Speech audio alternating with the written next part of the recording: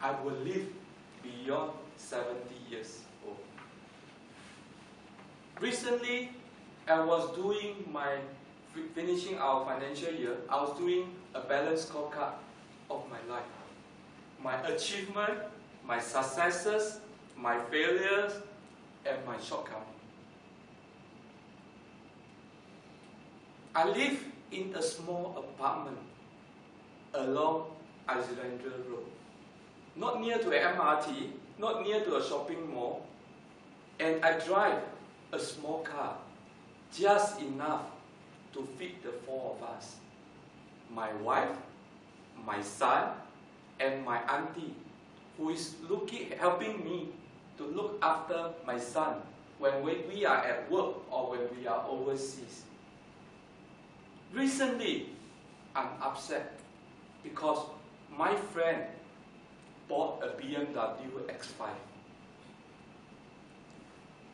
And he lived in a landed property with house number 18A and 18B.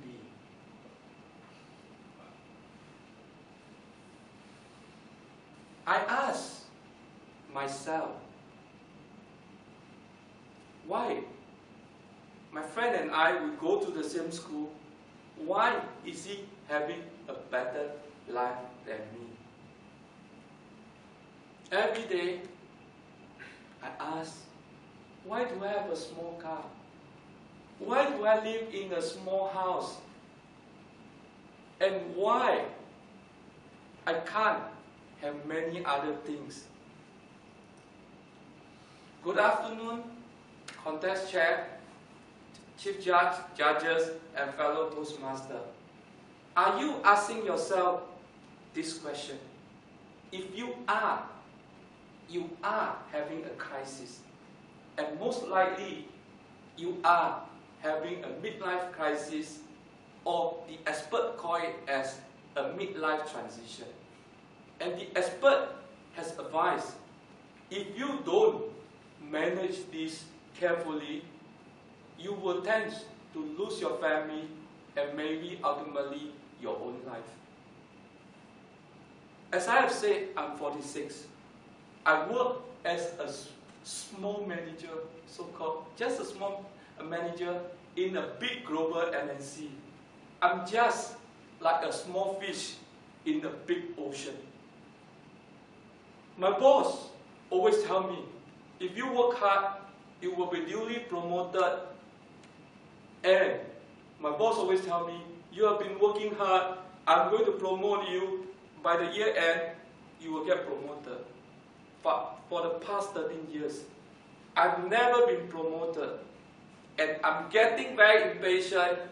And every morning, I drag myself out of my bed and drag myself to work.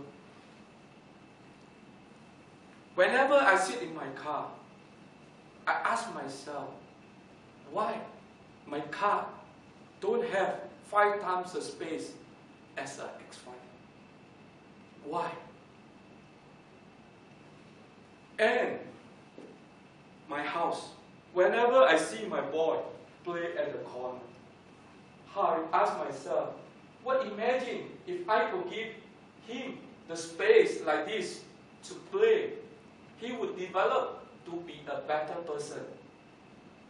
And how I wish I have a secluded place for my prayers, so that my God will answer my prayers.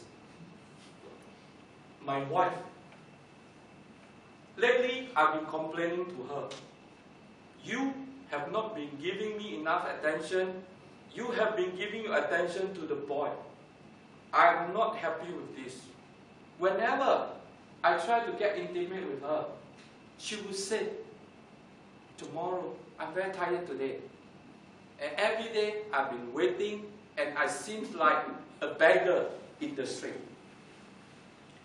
My friend, my golf khakis, like Data, tell me, if you must let out of your frustration.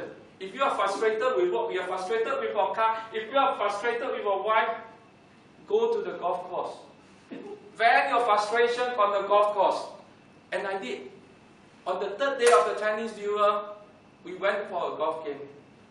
And indeed, it works. When I tee off, my frustration level went down. But the ball didn't go to the direction I want. It went to the water and they were smiling. I lost more ball than I bought. I almost killed Dale when he was laughing. Actually, I did it on purpose. And I still own him some golf ball. And I end up to be more frustrated than before the game. I could not take it anymore. I tell myself, I cannot take it alone on my own. I need to seek professional help. I went to see a psychiatrist. I said, please help me. I'm going to break down.